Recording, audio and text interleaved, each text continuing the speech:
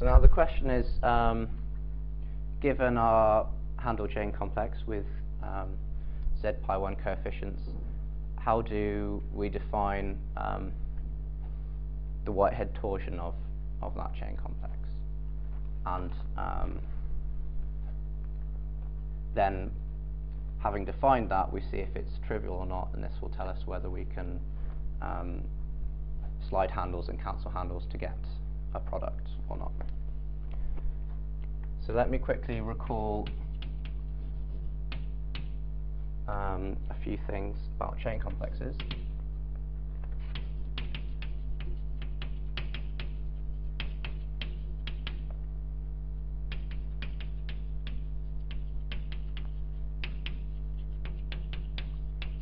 So we say a chain complex is chain contractible if it's chain homotopic to the zero chain complex.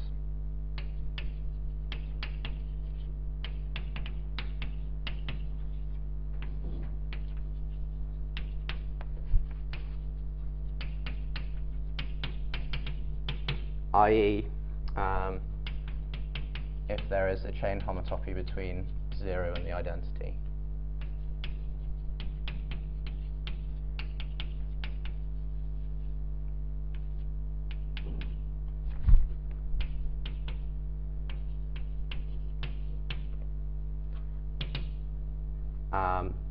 I.e., that's a map S from C star to C star plus 1, such that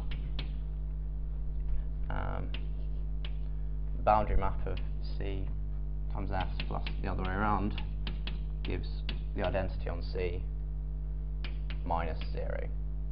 So this is a chain homotopy between 1 and 0. This is the chain complex version of a space being homotopy equivalent to a point. So it's chain contractible.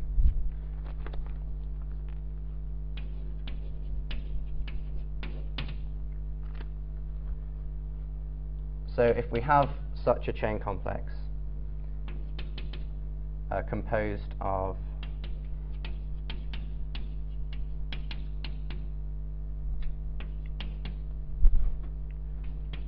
finitely generated projective R modules,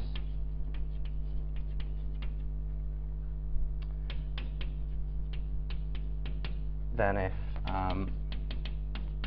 the homology of the chain is 0, then there exists a chain contraction.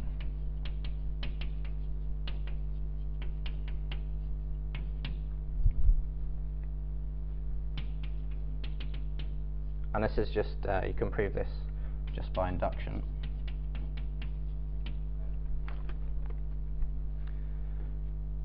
So let's use this for our handle chain complex.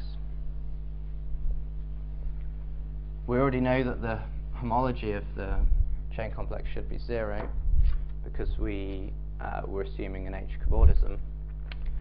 And this gives us a chain contraction, and we're going to use this to define a matrix in GL of R, and then we'll look at the class of that in the Whitehead group.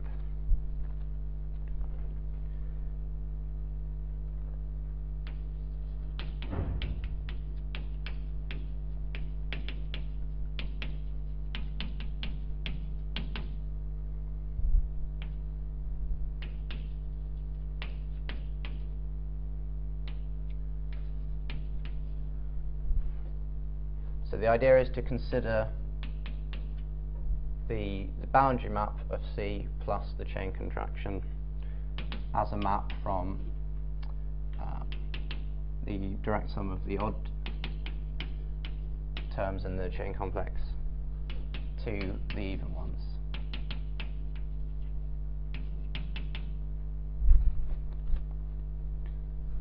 And this is a chain isomorphism.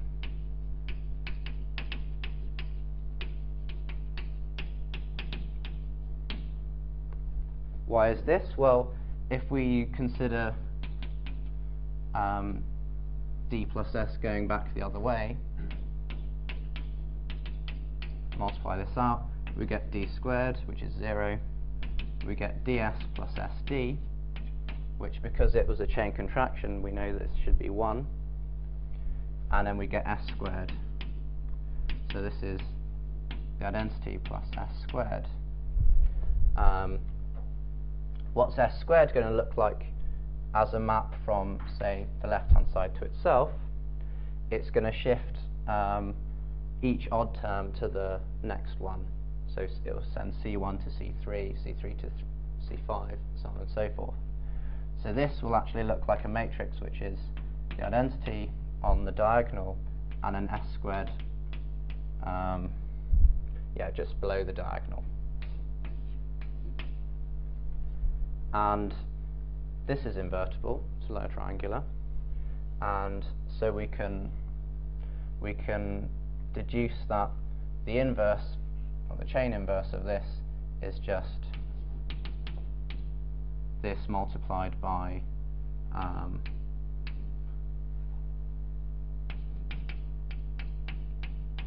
this thing inverted is an inverse.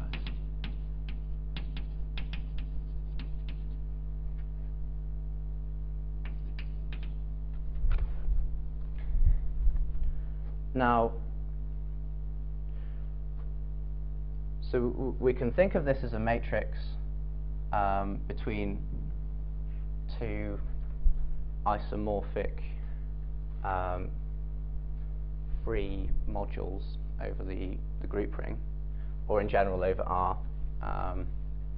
But so in the case where we've got the group ring, we've got a choice of isomorphism. So let me try to explain. Abstractly, these are different modules. So if we have a choice of isomorphism, say I from the right hand side to the left,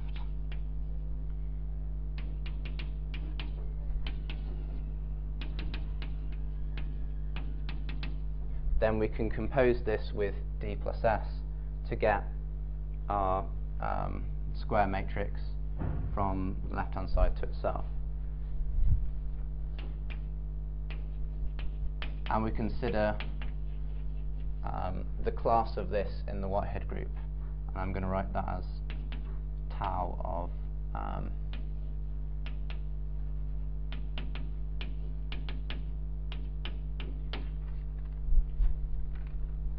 and in fact we can show that this is independent of the choice of isomorphism I and also the choice of chain contraction, and this will then give us a well-defined element in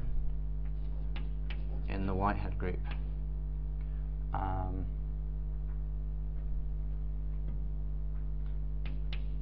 Of our ring R in general. So quickly, why is this well defined?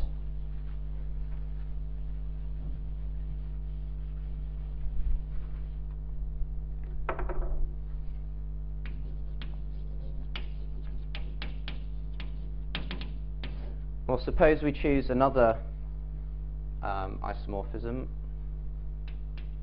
call it I primed,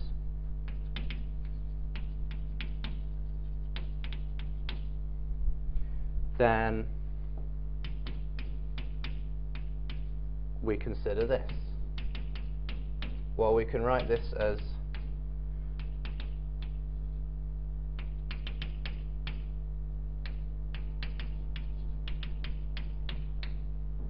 so we've got this composition times what we had otherwise. This is just a product of matrices, and we know this gives our group operation in the Whitehead group. So writing this additively,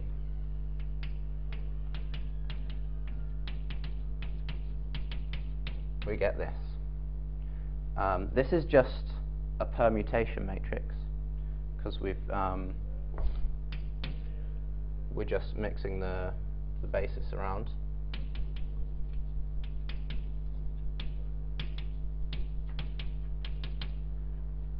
Well, a permutation matrix can be changed into the identity matrix just by elementary row and column operations. So this tells us that this is trivial. 0 in the Whitehead group by row and column operations.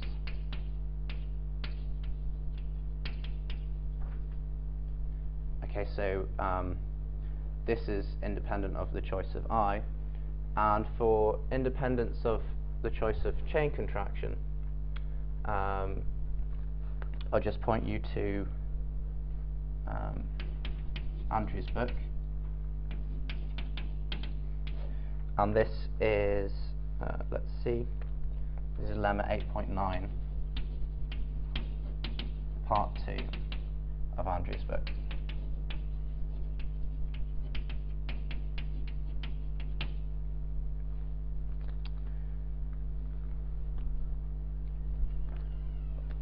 Also, well, I'll just write as an exercise. There's a nice trick you can do which allows you to actually assume for a chain contraction that s squared is 0. So for a chain contraction, I think this is due to Whitehead, Andrew, is that right? Yes. Yeah. Whitehead. Yes. So for any chain contraction S, there exists another chain contraction S prime such that S prime squares to 0.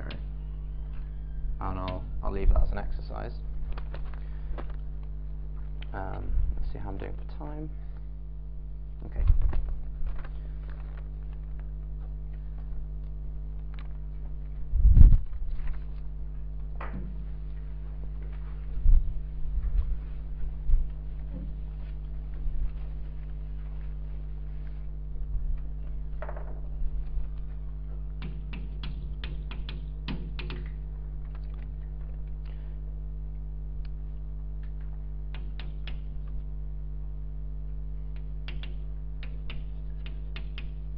Now, if we have a chain equivalence, we can define the torsion of that chain equivalence as follows.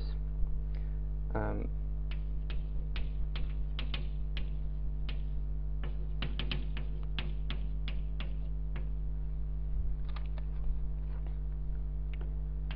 this is of finite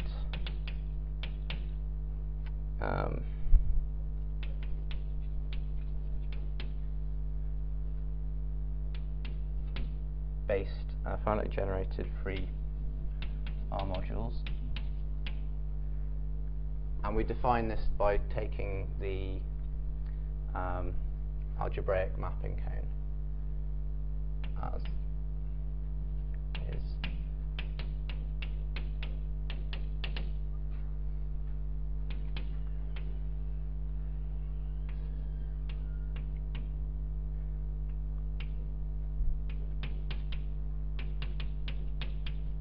So this is only in K1 because R is not necessarily a group ring.